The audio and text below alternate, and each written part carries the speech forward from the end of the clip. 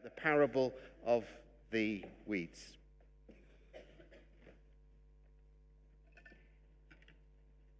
The reading is from Matthew chapter 13, verses 24 to 30, or 24 to 29, and then 36 to 43. Jesus told them another parable. The kingdom of heaven is like a man who sowed good seed in his field.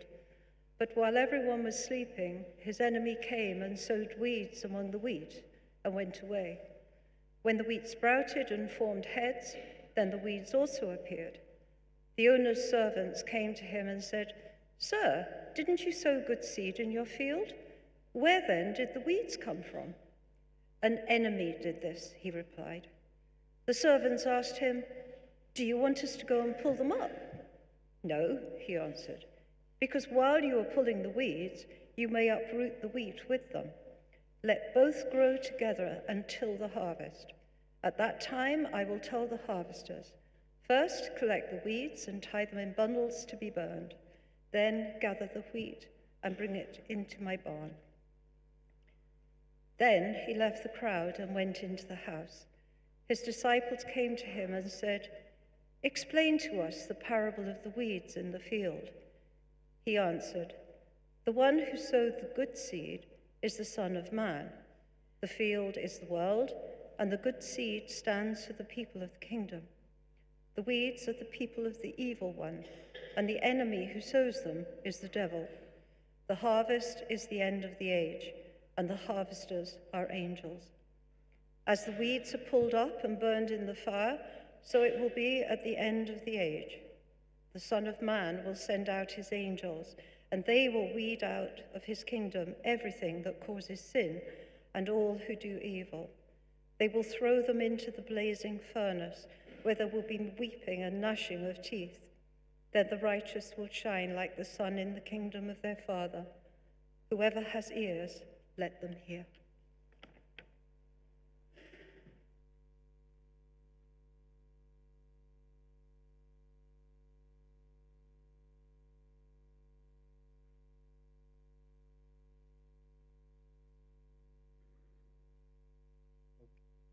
Good morning from me. It's lovely to see you. My name is Andy, as Dave said, and I just want to echo his welcome if you're here for the first time particularly. We really hope you feel at home. We are aware, as Dave mentioned, that there's a whole bunch of students who are arriving at the moment, and perhaps some returning from the summer and coming back to carry on studies, others arriving for the first time. We really hope you feel at home. I've only been part of this church for 8 weeks. So from one new person to another, I can say that this is an amazing city to live in, and this is a wonderful church to be a part of. It is a church rich in kindness and love. And if that is what you're looking for, then you found it here. Although I've joined now, so it might all go a little bit wrong, but I guess we'll see. And as Dave said, we're kind of doing a series on parables, stories of the kingdom. And I want you to imagine with me for a moment that you go to the cinema and you kind of wander in without really paying too much attention at the desk, find yourself sitting there. You've arranged to meet a friend, but you're watching the film and the picture is just really blurry. And it doesn't seem to make an awful lot of sense. You can kind of make out what's happening, but you're not entirely clear about what's going on. And then your friend turns up 20 minutes later, and they say to you, "What are you doing? This is a 3D movie, you idiot." And they have brought with them an extra pair of these glasses that you get given with the red and the blue lens. They hand it to you. You put on these glasses, and suddenly this dimension that was there from the start of the movie suddenly crystallizes. It becomes obvious, and you see what you've kind of been looking at but not really understanding the whole time. Well, the parables, the stories of Jesus, function a little bit like those glasses. This world that we're a part of is, as it were, so to speak, a 3D movie. And we look at it and it's kind of confusing. There are parts of it that we sort of understand, but there are other parts that we don't really get. And when Jesus tells us these stories of the kingdom, it's as though he sits down next to us, hands over some lenses, and says, "Hey, why don't you have a look at the world through these?" So these are stories that we look at, but as much as they're stories that we look at, they're stories that we look through. And as we look through the parables into the world and the reality that we are in, what happens is this whole dimension, this reality of the kingdom that has been there from the very beginning. It's always been there. Suddenly we see it. And suddenly we can see things as we were always intended to see them. And this story, the story of the wheat and the weeds, just to retell it briefly, a farmer goes out to sow his seed in a field. He sows good seed because God's intentions are always good. And then what happens is the seed grows, and they realize that in and amongst all of the seeds, there are all of these weeds. And the commentaries have informed me that there is a particular nasty type of plant called a bearded darnel, which is a type of wheat that is kind of like fake wheat. It looks like wheat, but it's not really. And there's a Roman law that you shouldn't do this. You shouldn't sow this kind of seed in somebody else's field. So this is the kind of situation that for them was perhaps a normal one. And so the wheat and the weeds, they grow up together. The servants come. They say, let's rip up all the weeds. And the master of the house says, no. Hold on.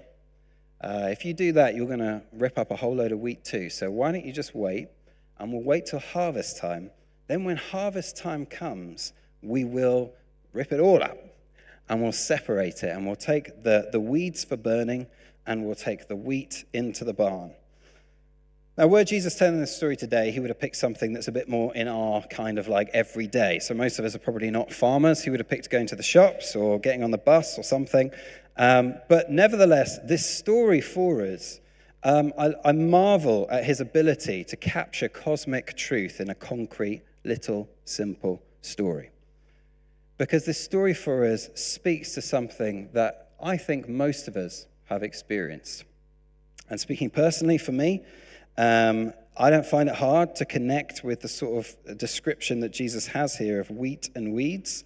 Lots of you, if you've been part of the church for a while, will know that I've arrived here off the back of a personally very difficult year and a half. And it has left me with lots of things that I'm trying to make sense of. The situation that I came from, I saw God do the most beautiful things. I saw him work through the most amazing people. And also now I'm left with this sight of stuff that was terrible, that was happening at the same time, in, as it were, the same field. And I'm trying to work out, how do I unpack that? I've also, in the last few weeks, been visiting some of the Connect groups, and I'm going to try and get around all of them in the next few months, just to say hi, just to meet people, just to hear what's going on, just to spy a little bit. And I found it actually incredibly moving, and one of the things that's moved me the most has just been hearing a little bit of people's stories. And one of the things that has struck me is how many of us have got so many wonderful things going on in life, and at the same time, so many awful things happening at the same time. All at the same time. People who are struggling with really awful health situations, people who have been deeply hurt, sometimes by the people who are closest to them, people who have been taken advantage of, people who've been mistreated by institutions, or local authorities, people who have had people they, teach even, speak terrible things over them. People have been through one tragedy or another. And when we have these kind of experiences, it leads us, does it not, to the questions of God, why are you allowing this to happen? Is this how you run the world? Is this what you call justice? Is this your so-called rule and reign, the kingdom? How do I make sense of the fact that I've been part of something that has some good and yet there's been some bad at the same time? And on any given day, we can walk through the streets of this city if we can find our way in the ha, which is a word I learned yesterday. If you're new to Edinburgh, I'll explain it to you afterwards. They just make things up here. They make new words. But as you walk through the mist, which is what I think it describes, any given day you can walk through the streets of the city, and behind the doors that we will never see, there are people doing the most amazing things.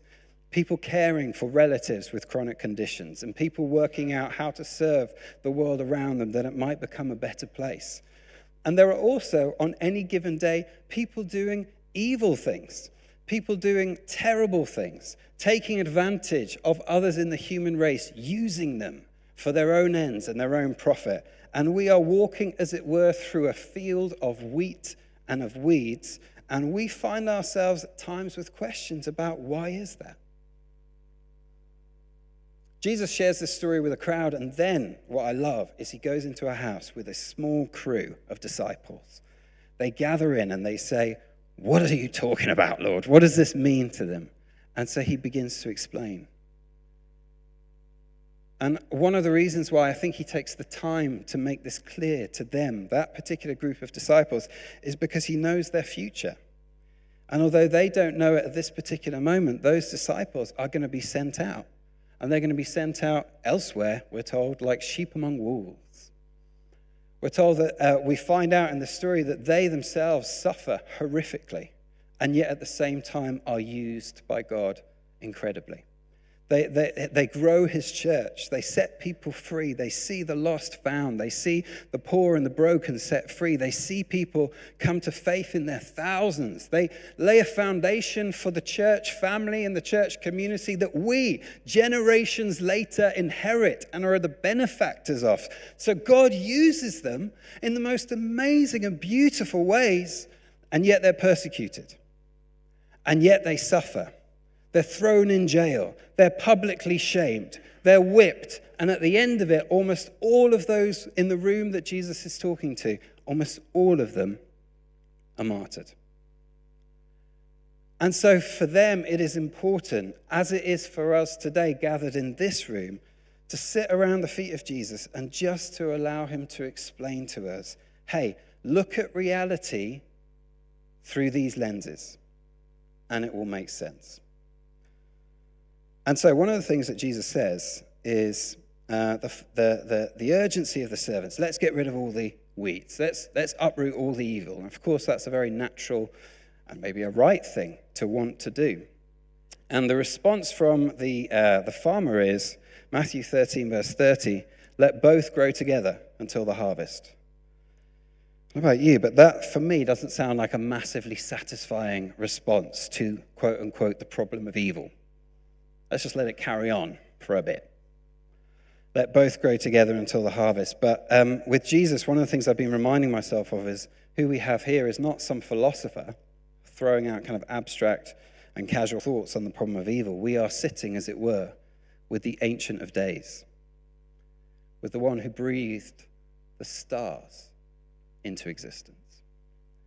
And what he's doing is he's explaining to us the way of things. I don't know if you've ever had it where you've sat with a child who for the first time has realized that the world isn't all parties and bouncy castles. Maybe they've been bullied or something's gone wrong in their life, and for the first time they experience that not everyone who meets them is going to think they're the best thing ever. How do you approach that problem in that situation? Well, one of the things most of us, I imagine, would do is we'd probably say, the world can be like that. Yeah. Not everyone is always kind, and that's hard. And I think Jesus is setting the disciples up for that. He's saying, look, you are going to go out and you are going to find that it's difficult. And he's not sugarcoating it for them either, because he goes on to say that's going to happen until the harvest, which is, in other words, that's always going to be the case until the end of this age. Had I been there in that room, I might have said to Jesus, well, thanks for the pep talk. That's a real morale booster there, Lord. So this is going to be how it is until the end of time. But had I responded like that, it would have been because me and my stupidity had missed what he's saying. He's saying, this is going to be the case until.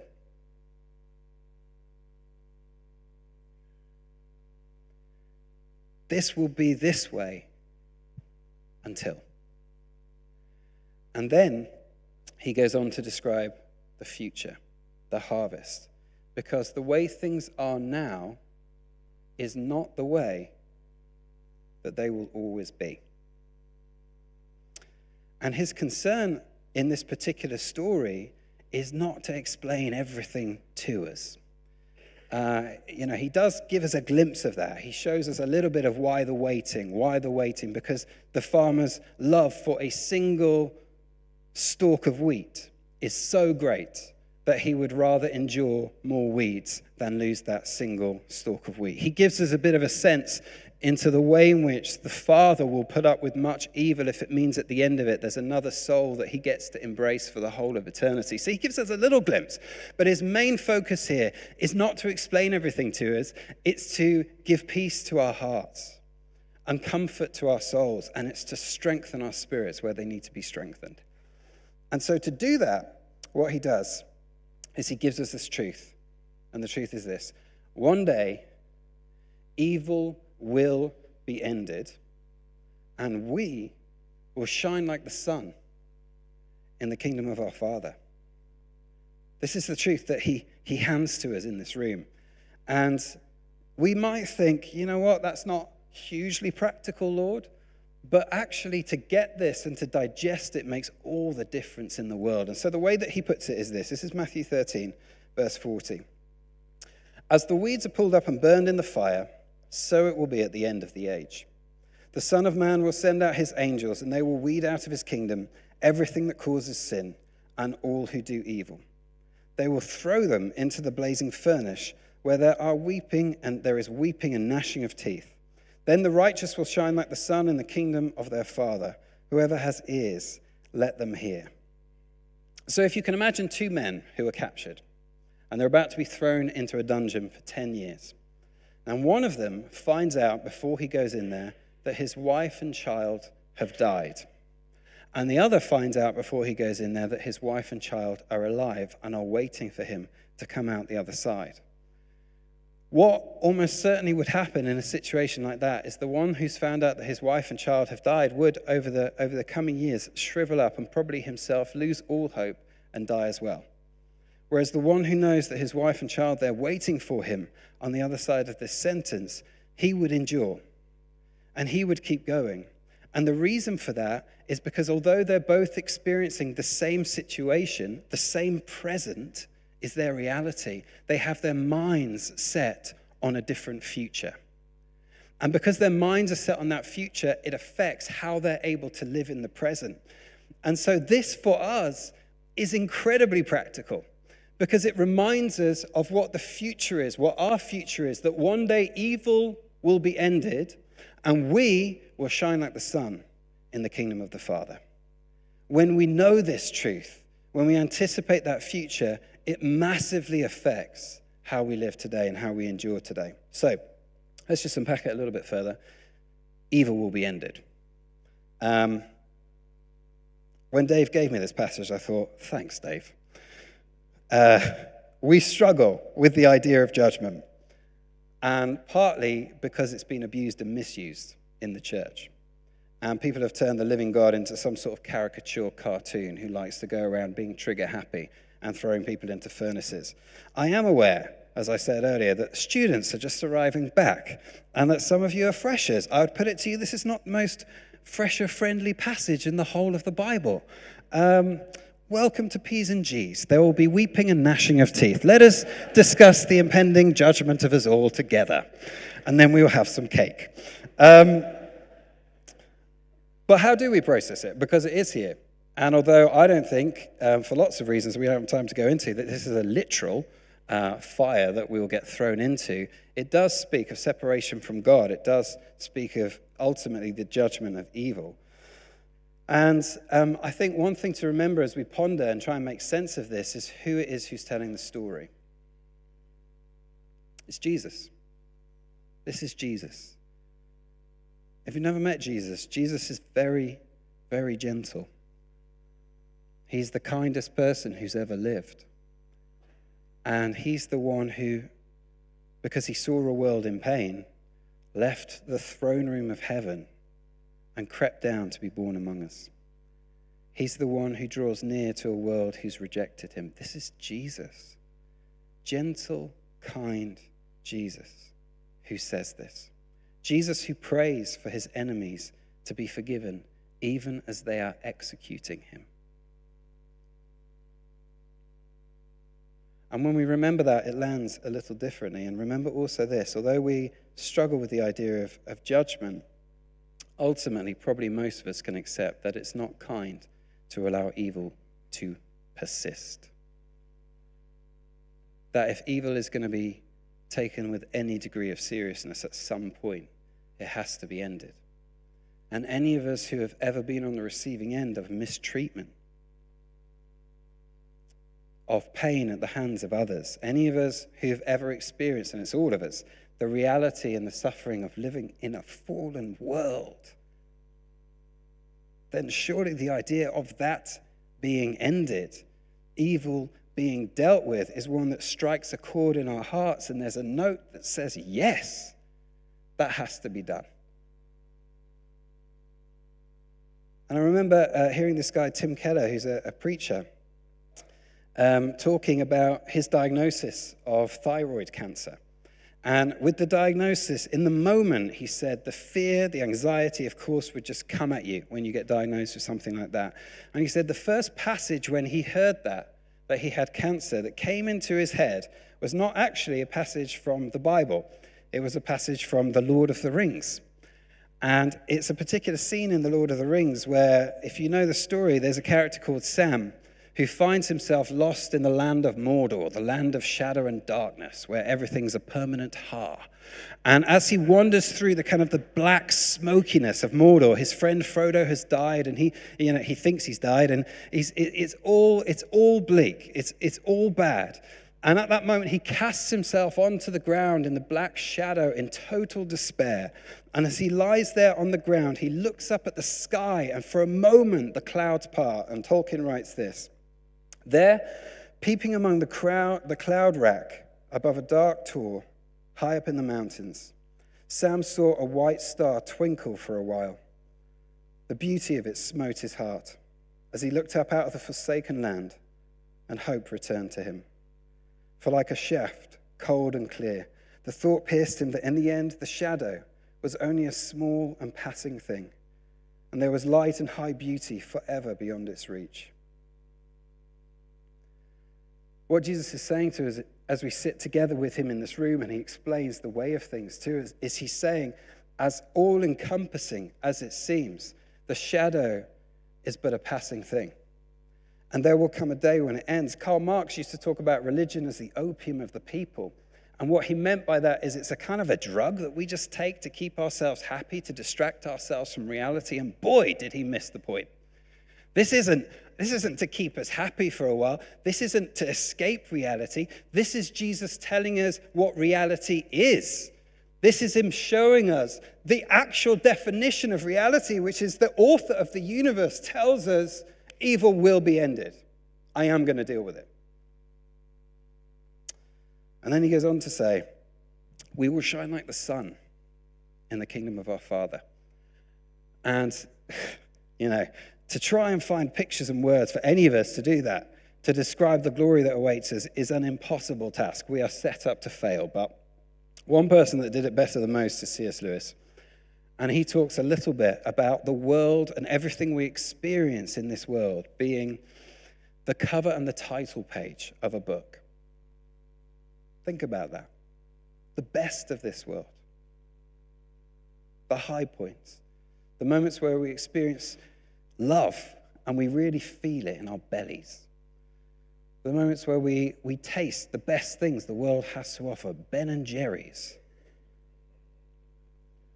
The moments where we really feel that deep sense of contentment. Think everything we ever experience in this life, however long we live, is just the cover and the title page of a book that no one on earth has read, that goes on forever, and in which each chapter is better than the one before. It's this idea of glory that awaits us. And in the meantime, as we wait for evil to be over and for us to be transformed in the twinkling of an eye, that we would shine like the sun, which I promise you does exist somewhere up there. As we wait for that, in the meantime, it can be hard to trust. It can be difficult, can't it? Because the fog of this world, again, to come back to the ha, it clouds the reality of what's behind it, of the solid, concrete truth that God is in control. And it's hard to remember that, and we want him to stop it now. And again, it reminds me of my kids. You know, sometimes they come up to me and they say things like, Dad, I want a new Nintendo game.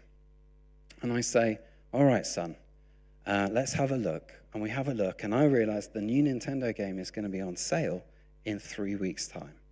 And so I say to them, you can have it. I am going to get this to you, mainly so I can play it when you're in bed. But we're going to wait 3 weeks, because in 3 weeks it's going to be half price. Do you know how my kids react when I tell them that? They say things to me like, you don't love me, Dad. And this is the evidence for it, right? And what I want to do is I want to sit them down and say, I don't love you. Let me explain to you how my life has changed since you got born, right? All the things I used to do that I loved, that I now no longer do, because you're in it. I want to explain to them the realities of trying to pay bills, manage a household, put food on the table, work out your new car that you're going to need to buy, all that sort of stuff. I want to explain this all to them, but I don't. And do you know why? Because they're kids. And they wouldn't get it. They wouldn't understand no matter how hard I tried to explain it. The complexities of the adult world are too great for them. And so we come to him and we say, do it now, God. Do it now, Dad. And he says to them, I am going to do it.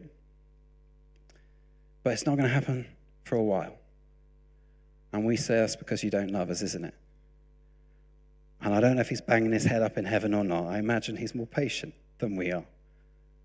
But there is a truth that if we can't explain the complexities of our adult lives to children, could it be possible that our Father in heaven could not explain the complexities of what he is doing, though he knows what he is doing? Might it be that we have to trust him in the meantime?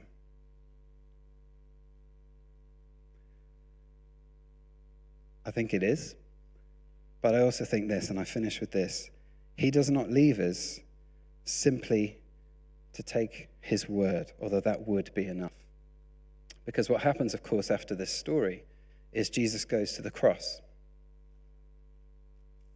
And he defeats, ultimately, sin and death and Satan. And he rises from the dead. The first fruits of the kingdom, the sign of what's to come, a picture for us of our future. And so we wait for this and we trust for it, though it is hard, and though we will still be at times confused and in pain. We wait for it not in the way that we might wait if we were all locked in a dark room and someone said, hey, someone's going to bring a candle soon. Just hang in there. There's a candle coming. It'll come soon. Just hang in there. That's not the sort of waiting we're doing. What we're doing is the sort of waiting that if we, in the middle of the night, all of us as P's and G's together, went up the top of Carlton Hill and we looked out and we saw the sun just coming up. We saw it breaking through the darkness. We saw the sunrise beginning. And then we turned to each other and we said, hey, let's wait for it to come all the way up. That's what we're doing. The sun, S-O-N, has risen. Dawn has broken.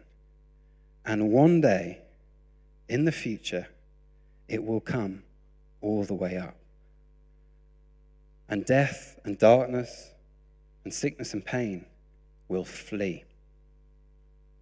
And in the meantime, what for us to do, the meantime, what we do is we rest in the truth that he is good, that evil will be ended, and that joy and glory is our future. And I pray.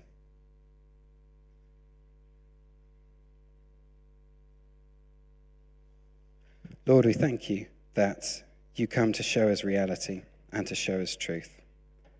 And where we lose sight of that, God, would you speak it again, not just to our heads, but to our hearts. Amen.